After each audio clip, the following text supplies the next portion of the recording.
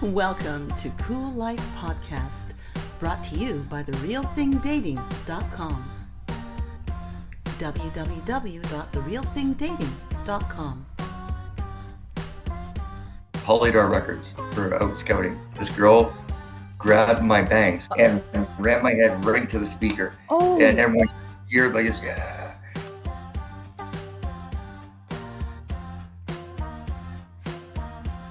When we shot the scene in Good Will Hunting, I didn't know who most of these people were at the time. I mean, they weren't stars. It was Gus Van Sant that directed it.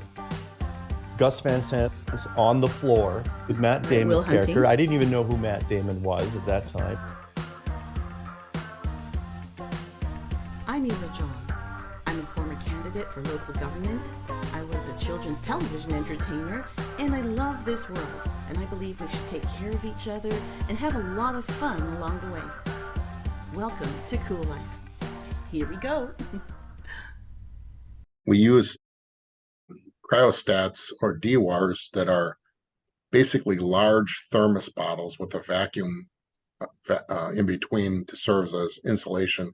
So there's an outer tube with an inner tube. And then we take them down to liquid nitrogen temperatures and we put them in the containers for the long store in hopes that the future technology will someday exist to bring these people back. I was a firefighter and a paramedic for the city of Milwaukee. I probably worked the busiest paramedic unit for 15 years at least. Really? So the most, life and death you'll see in the state of Wisconsin, one of the busiest in the Midwest. Shootings, stabbings, car accidents, heart attacks, strokes, young and old, and fires, rollover car accidents, and then now my son is doing that. My oldest son is doing it, and my youngest son. Wow. And they're paramedics as well. And That's my middle one, he's got a good job. My dad told me, he goes, well, when I turned 18, he says, you have options. He says, you go to college, right. You join the military. I joined the Marine Corps. Well, there they tell you what to do. How long were you in the military? 4 years. 4 years. Wow. That's a commitment. I was stationed in Hawaii, though. Oh. A rough duty station, yeah. Wow. Yeah. That must have been amazing. Yeah, I can't complain. It's supposed to be heaven on earth. I had a blessed life. Well, it's also your participation in it because you made some choices along the way. I mean, you had to say yes to that military opportunity, right? Right. And then, and that opened doors for me in the fire service, and that opened, doors for my children in the fire service. So it all paid off in the long run. And, I like to say I was an ambulance driver in my day job, and now got the frozen ambulance now. Right.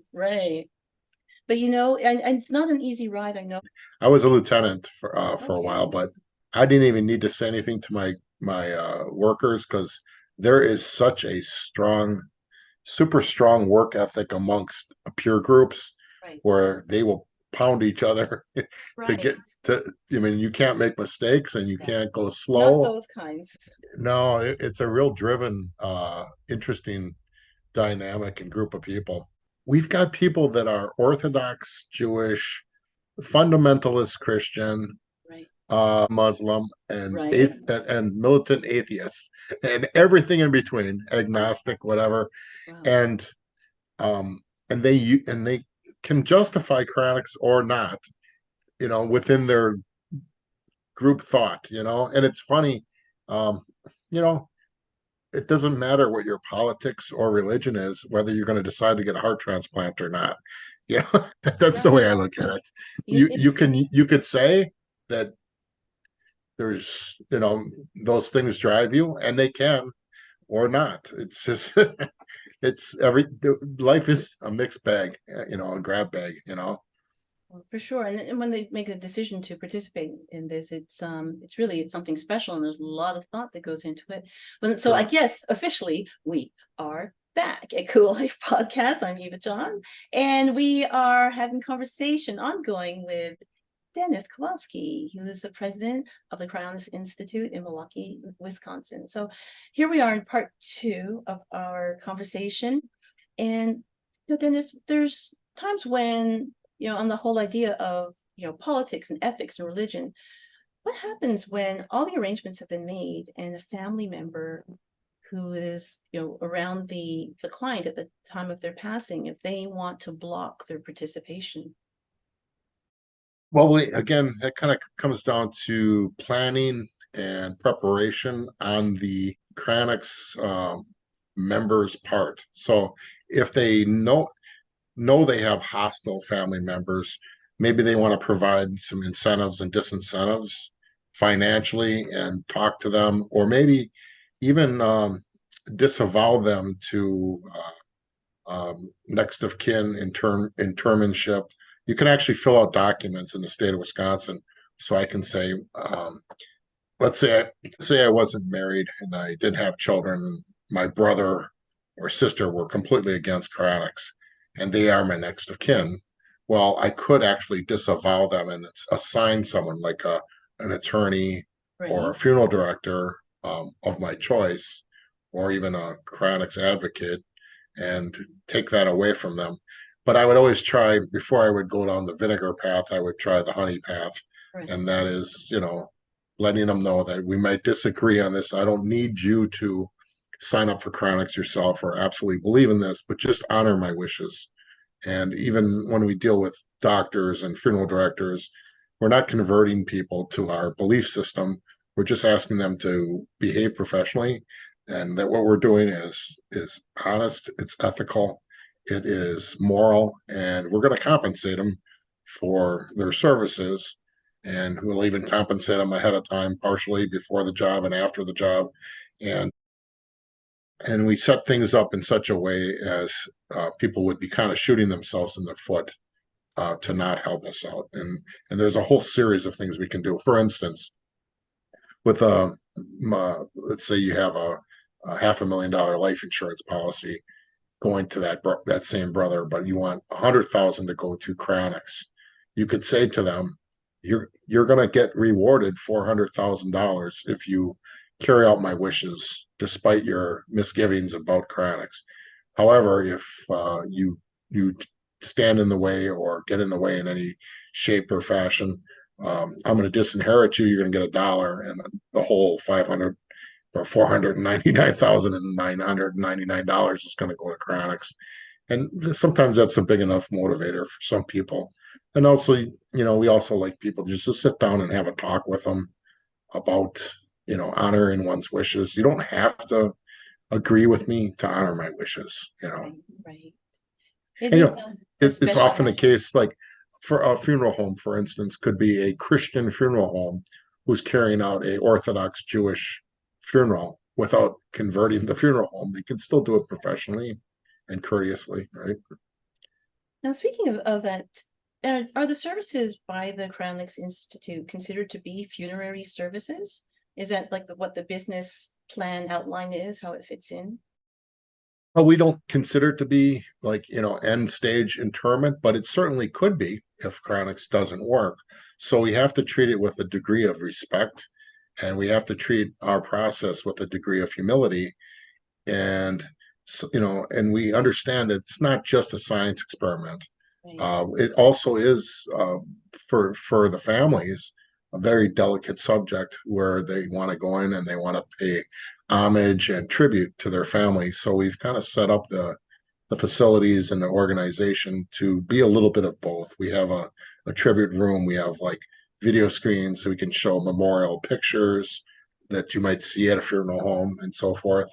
And we do use funeral services because that is the legal framework for most jurisdiction of the world for moving a human body from point A to point B. So we have to use, dispositions of remains and transport permits and so forth, no matter what. But we also use medical teams to do things like inject medications, to continue with cardiopulmonary support, to monitor the patient's vital signs. And I mean, even if they don't have a heartbeat, we might be looking at pH or temperature. So it's kind of a blending of funeral and a blending of medicine because honestly, we don't know what the final outcome will be, but we utilize those networks and resources that we have. You were mentioning that you have the facilities there to accommodate families, to have memorials, and is it possible if family is visiting, can they visit the way they would say at a gravesite and leave flowers? Are they able to go and visit, side by side with a storage unit for their? Yeah, we have had people come in and drop off flowers and deliver.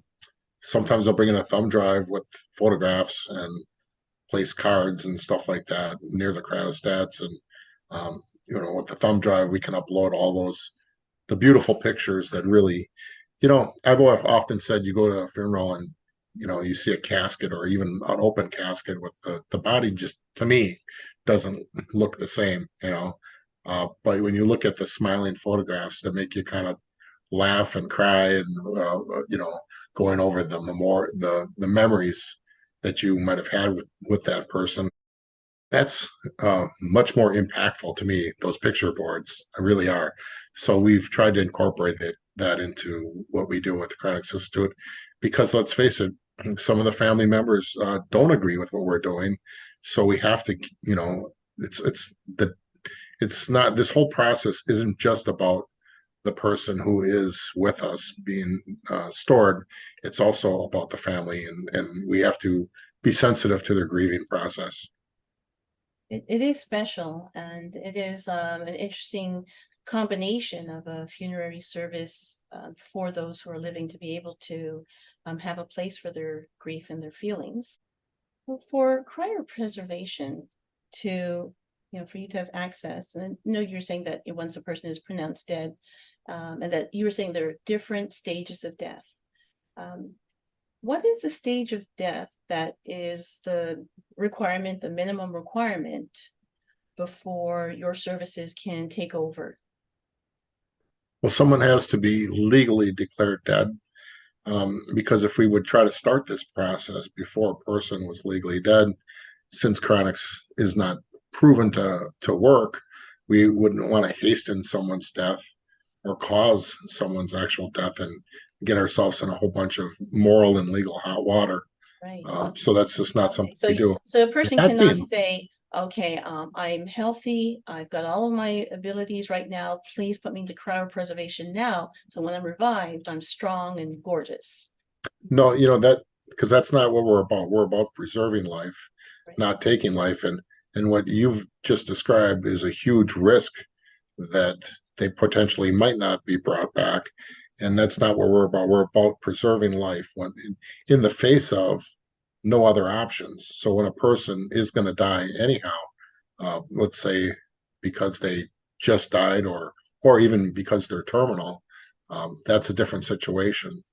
We have had some patients that were had terminal illness, end stage cancers and stuff like that, and they were in jurisdictions where it was legal for them to forego medical treatment, and then as soon as their heart stopped beating, we were at their bedside with all the equipment and all the procedures, and probably those people received near perfect suspension, despite the fact that they were going through a terrible traumatic situation, because we were able to time things just right logistically.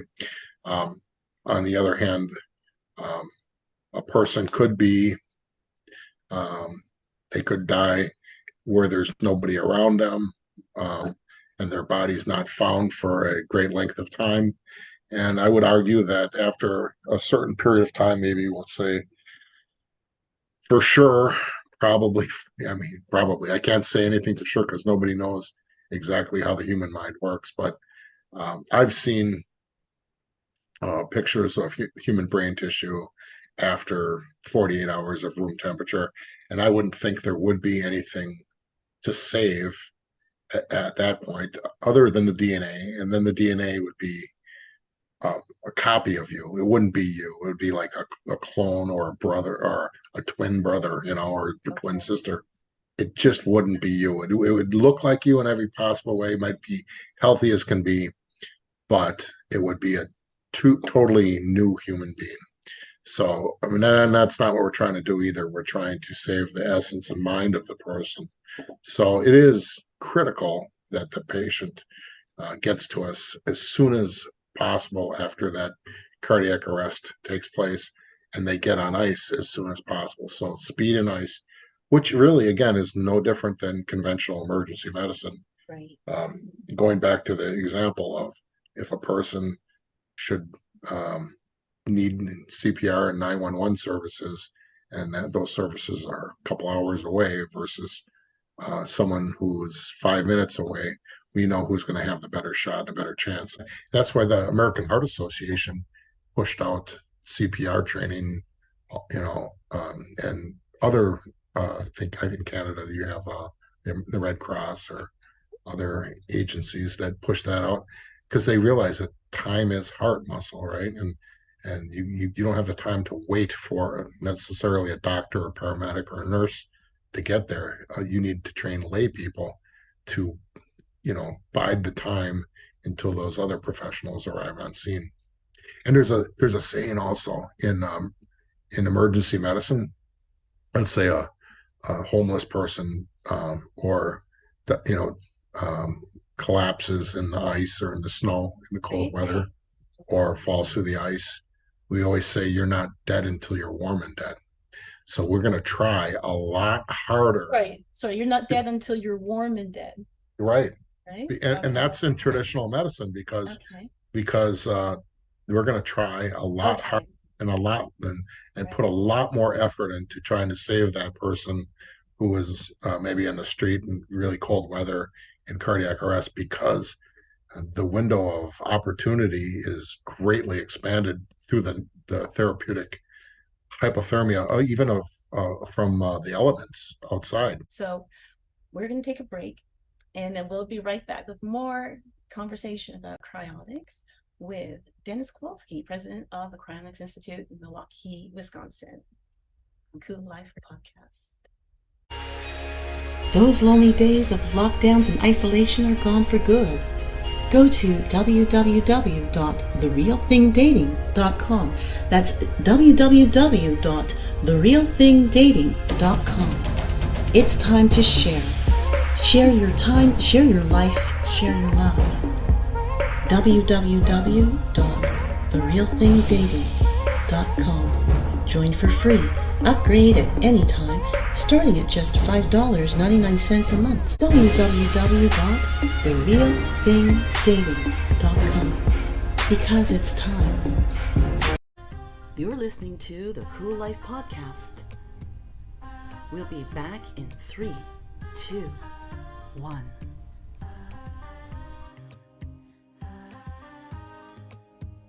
And we are back at Cool Life Podcast. I'm Eva John, and just in this conversation about cryonics with Dennis Kowalski, just want to know, is there a plan for like social reintegration of a person coming into a future where it might be a society they don't fully understand? Yeah, that is a pretty difficult question, and people worry about that. Sometimes they ask the question, not, they say, this is not for me, not because I don't think it'll work. It's because I think it'll work, and I don't think I'll be able to adjust.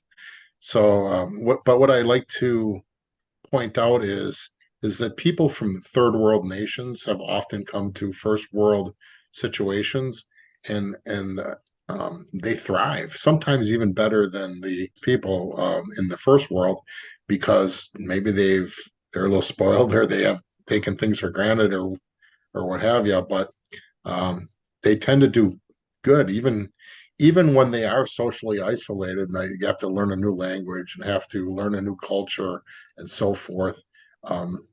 Usually, when you're put into better conditions, and we assume that the future will have better conditions, because where else would that technology come that would be able to revive you if you didn't have those better conditions and better technologies? So we and this is an assumption because nobody knows the future, but our assumption is that things will be better and people will cope, and there'll be better coping mechanisms than we have today. Better, psychology and psychiatry and insight into the human mind and how to integrate people into the future. That being said, the mission of the Cryonics Institute is right now, first and foremost, to get people to the future. But once we are able to revive those people, our mission will be reviving people and integrating them into society. And that will be our main mission in our main existence. It's kind of our underwritten rule. It's an interesting social plan, because even what life looked like 150 years ago compared to now, we are a world of technology and financial freedom and ability to cross over the world with technology, stay right here in your home and be able to do business all over the world. Like, how do you explain that to the person from 200 years ago? And how do we understand some of those advances in the future? But even making it to the future, what are the plans for someone to basically be revived and not be in fear of being indigent? Like, do they do a certain investment to be able to have pocket money to say, I hopefully live for like another 100 years? Like, how do they plan it out? So it's funny that you said that. Our founder, who started Cryonics, Professor Robert Ettinger,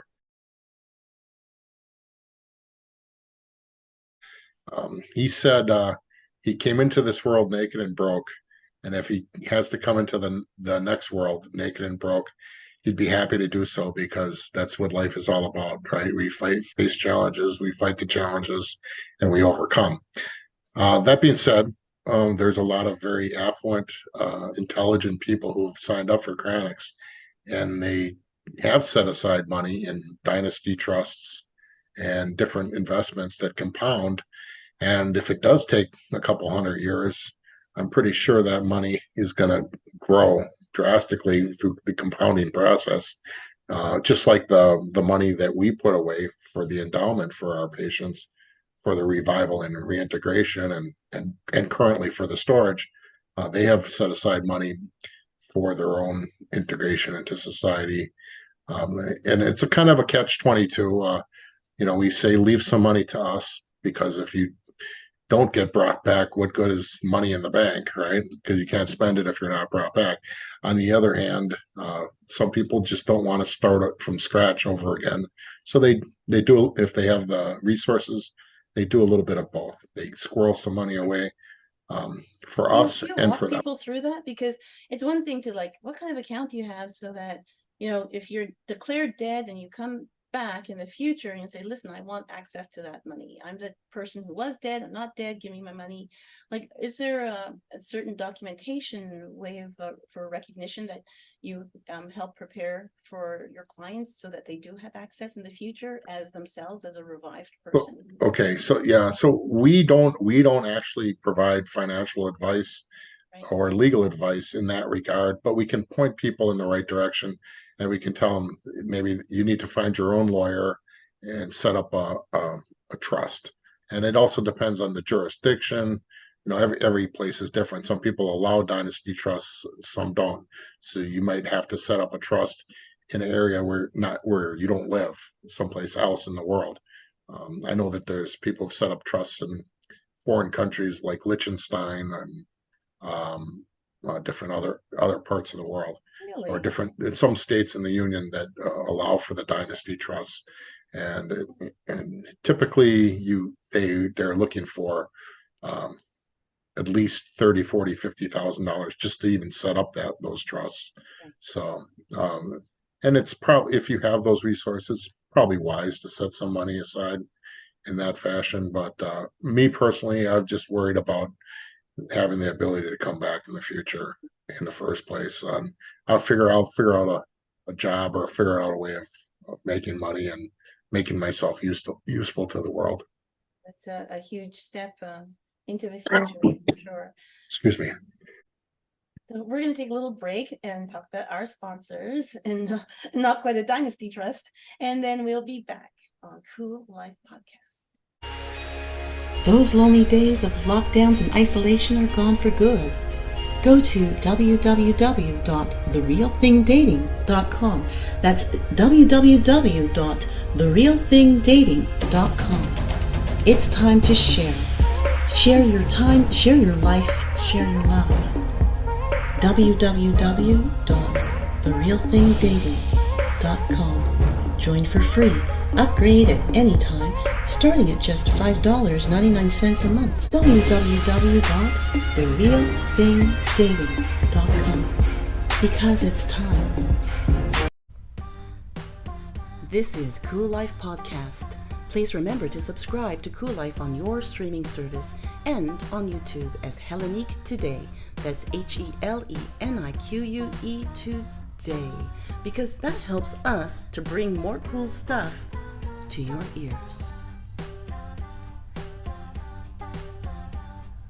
You're listening to the Cool Life Podcast. We'll be right back.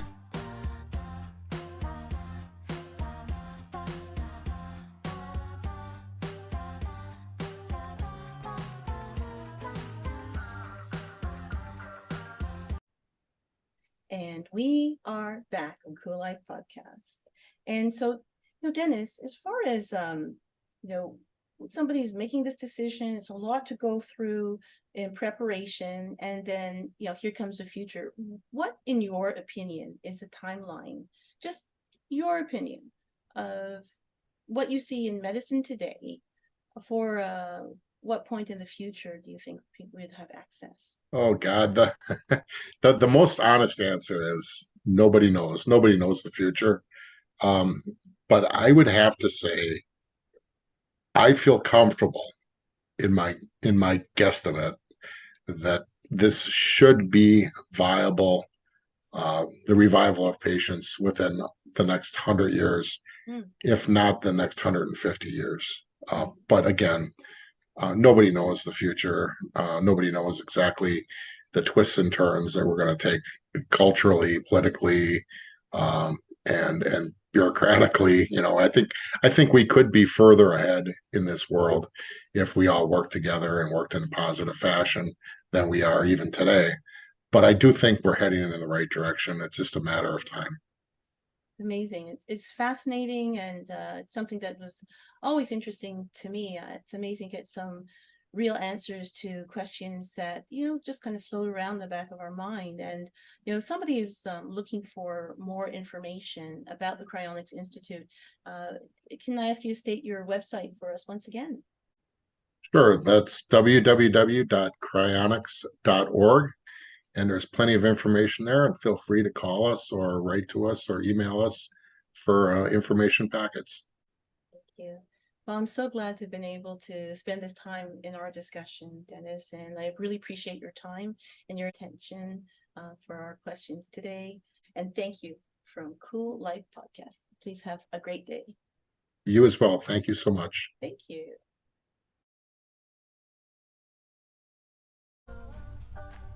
And that was our show. Thank you for listening to the very end. Please remember to subscribe through your streaming service to get more access to our guest interviews. Also, please subscribe on YouTube to help support our podcast. Until next time, I'm Eva John for Cool Life Podcast. Thank you for turning me on.